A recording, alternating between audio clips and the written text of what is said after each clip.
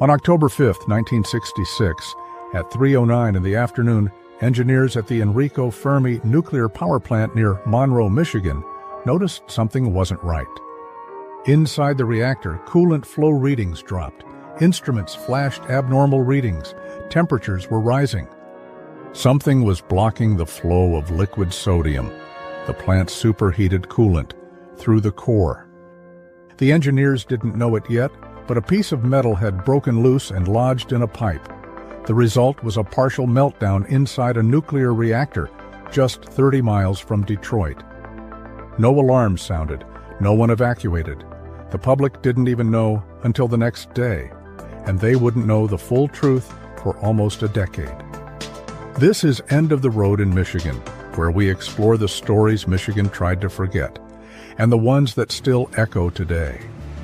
The Enrico Fermi power plant, named after the Nobel Prize-winning physicist who helped develop the first nuclear reactor, was one of the most ambitious nuclear experiments in the country. Construction began in 1956. It was meant to test a new kind of reactor technology, a fast breeder.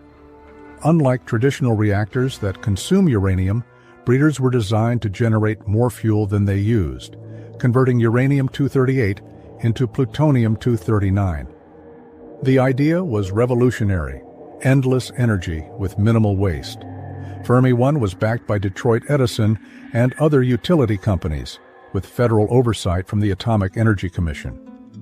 The plant was built near Lake Erie in Frenchtown Township, Monroe County. From the beginning, it was plagued with setbacks and delays.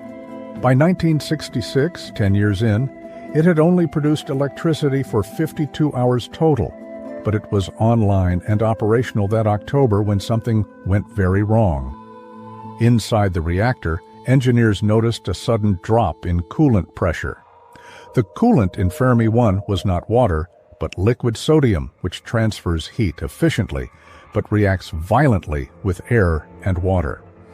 It's difficult to detect leaks and requires extreme safety precautions. As temperatures inside the core began to rise, operators initiated a shutdown. 13 minutes later, the reactor was offline, but it was too late. Two of the reactor's uranium fuel assemblies, each over 8 feet long, had begun to melt.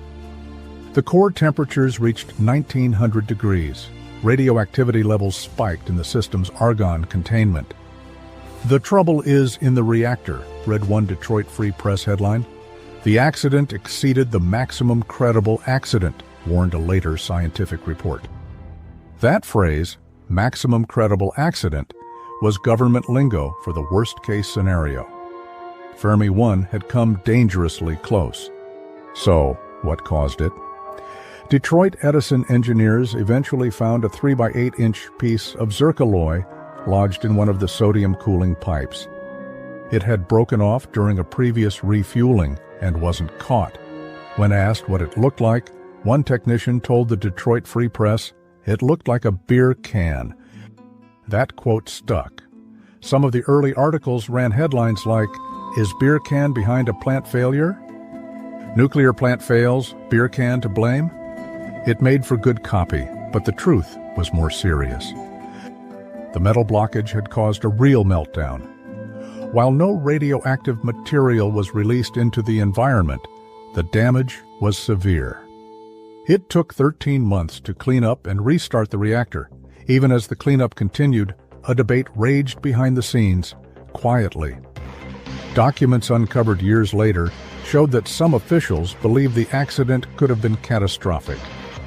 According to a 1957 AEC study, a worst-case scenario failure at Fermi could result in over 3,000 deaths, more than 43,000 injuries, fallout spreading across southeastern Michigan and Ohio. The potential impact zone included Detroit, Toledo, Monroe, and much of Lake Erie's shoreline. Author Sheldon Novick, writing in Science and Citizen, argued that the huge quantities of radioactivity involved and the proximity of Detroit made such a prospect terrifying. Still, the AEC insisted there was no public danger. Detroit Edison backed that message. A company spokesperson said the plant was safe, and there had been no release of dangerous radiation. But cracks were showing. The event was one of the first major stress tests of public trust in the nuclear industry. Detroit Edison quietly stopped promoting breeder reactors. The Atomic Energy Commission moved to more conservative designs. Fermi 1 was officially decommissioned in 1972. In 1975, journalist John G. Fuller published a book called We Almost Lost Detroit. He interviewed engineers, whistleblowers, and residents, painting a picture of how close the region came to catastrophe. The title struck a nerve, and it stuck. Today, the Fermi 1 site is still monitored. It has been entombed in concrete and steel. The nearby Fermi 2 reactor, a conventional light water design, still operates and supplies power to the region. But the lessons from Fermi 1 linger: incomplete reporting, delayed shutdowns, near total silence from regulators. It was the first partial meltdown at a commercial nuclear plant in America, and one that nearly nobody remembers.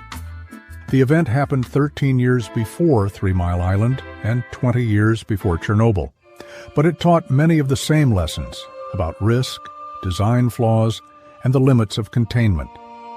There's an eerie sense to this story: a silent accident, a glowing core, a beer can-shaped piece of metal that changed the way the nuclear industry operated in Michigan and beyond. No one was killed, but no one was warned either. It was Michigan's closest brush with nuclear disaster. And it happened in near silence. This has been End of the Road in Michigan. Thanks for listening.